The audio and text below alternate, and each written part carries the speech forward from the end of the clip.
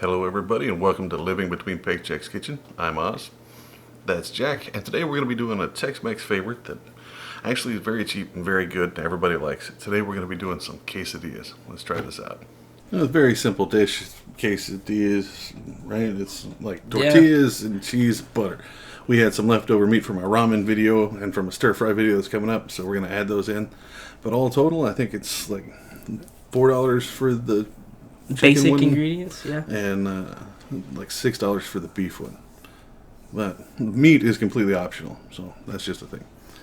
A lot of people will use spices, fajita seasoning, taco seasoning, whatever you get close. We use the basic cayenne pepper and the chili powder. And because I'm white, I use the roasted garlic and herb and chipotle and roasted garlic on mine. Again, meat, take it, slice it. I'm not going to show that to you, just get it out of the way. But be sure to clean your cutting board and your knife because it just had raw chicken on it. Now, you need to get your tortillas, right? You got to butter one side of them.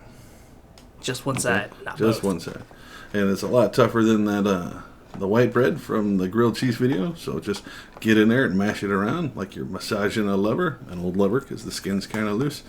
Like you're just... Don't be afraid to work it, I guess. It's the moral of the point here. So you're going to need 2 tortillas per big one or 1 for a small one. We'll show you the difference in a minute. All right, get your fire up and going. Bam. Medium high. The typical medium high. Well, you're going to brown your meat first. So you put a little oil in it. It's some of it's slightly frozen or still cold, so there's going to be water in it. So you don't want too much oil in there because there's going to be other fluids in there. You just take your meat, scrape it directly in there. Now this plate they had it on, clean it, or if you're using a good china, throw it out. It had raw chicken on it. Yeah, just throw your plates away. Who needs those? Because we're not broke. That's okay. So you know how to brown chicken. Be sure it gets on the skillet and start it around, right? Here's where you add your seasonings. And I put my chipotle and garlic on this one. And start around, make sure it gets all over every piece of meat because you don't know which piece you're going to use. This is going to be good for at least 3 different quesadillas. Yep. Let's add our cayenne pepper in here. That's for if you like it spicy. It's not... I prefer all my stuff spicy, so I have to put a lot of this on there. Fancy light pepper, be sure to put this on. Now, if you go to put it on and it doesn't come out, it's probably because it's brand new and somebody took the plastic off of it. Take the plastic off and then add it. Be sure to inspect all your seasonings before attempting to use. Used to having new seasoning. I think everything's usually handed down. Yeah, but sure, again, be sure to stir it, get the seasoning all over everything. Continue till it's brown, relatively easy. Make sure the chicken is cooked well.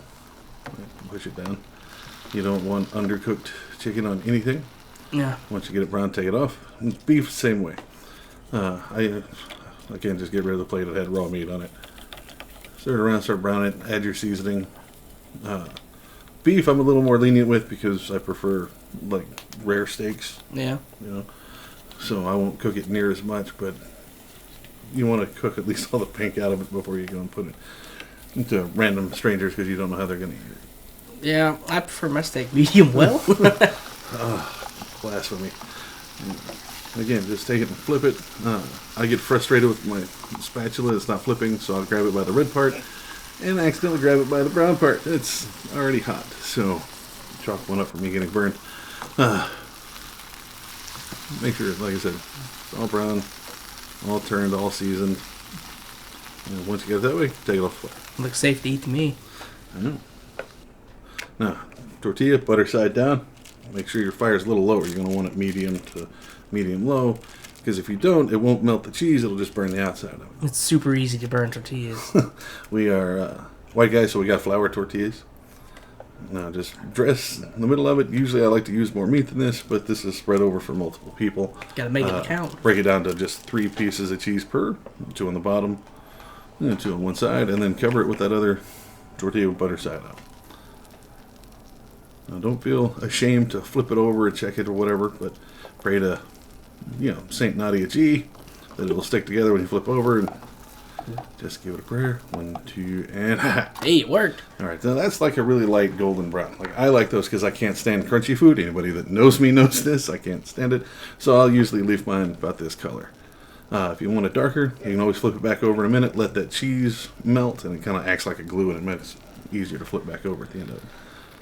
That's that darker color. A little more crispy, right? Now, since you got meat in there, it doesn't look like it's going to be sticking on the edges when you go to take it out, but if you let it sit, that cheese will melt and drip. And It'll be fine. It'll glue itself shut. Right. Now, this is for the smaller ones, right? You can go ahead and do the same thing, but you want to dress about half of it. Now, I didn't take it all the way to the edge. I messed up. You can see when I tried to use the tortilla to kind of scoot everything over a bit. It didn't work, so I just went ahead and did it this way.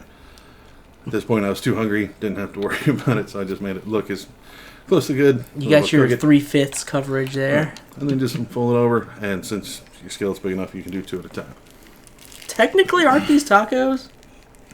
No, that's a whole different seasoning. It's a whole different seasoning. Again, beef, dress half of it. This is, I think, 2 slices of cheese per. Rip them in half, put it over, fold it over, Press that cook. down. Right, and let that glue stick to it. Cheese as glue. Oh, there it goes. Well, that's the cooking equivalent of glue is cheese. Yeah. Pray to the naughty cheese, and Yeah. take it and flip it right over. Now that's gorgeous brown color, a little crispy for me, but looks great. Flip over. Once you get that down, you can kind of see the different colors there where it's away from the heat. You want to try to keep it towards the middle. So, like the first one you put in is probably going to cook faster. Yeah, it was there. All right, so go ahead and just check it. Flip it on the other one. If you like the color, go ahead and take it out. Take it. Try to flip it. Try to flip it. Flip it. There. Flip it. Flip it again. It wasn't dark enough, so I flipped it back over. So you don't have to worry about that. Glue holds it together. You can be acrobatic with your spatula. Right?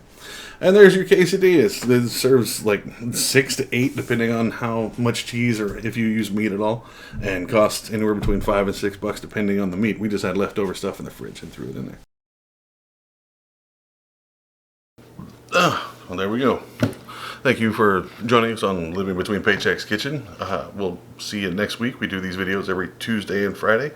You can find us on social media at Living Between, or on Instagram or on Facebook, Living Between Paychecks Kitchen. Easy to find us. Also, while you're here, like, share, subscribe, push the little bell notification, when these things pop up, Tuesdays and Fridays. And share, like us, please. Like us. The more you do that, the more we can get this done. Thanks.